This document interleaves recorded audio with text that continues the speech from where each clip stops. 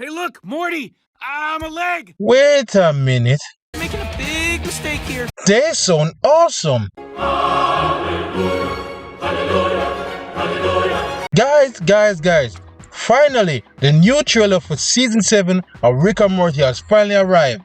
And while I can sit here and spend all day speaking about how the plot is developing, or we speak about how the humor is intact, we all are here to find out how the new voices are going on ever since that certain somebody was fired. Well, so far so good, they sound great.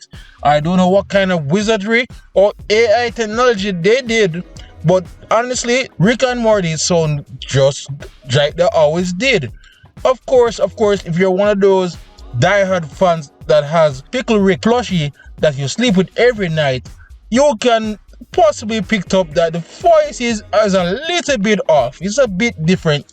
A little certain magic is missing from the voices. But honestly, I believe over a course of an entire season that your ears will be trained to it and you guys will probably not miss, that certain somebody. So I think they did well. I don't know what the studio did. They could have followed what Solar Opposite did and replaced or recast the characters' voices, but they find a good lookalike and they pull it off. So I have to clap my hands and say bravo to the studio, and we move on.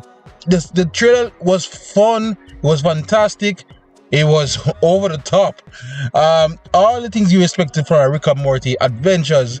And so I'm, as usual, looking to the new trailer, the new season rather, when it arrives on October 17th. I can't wait. And I have no longer have any fears about how the voices will be.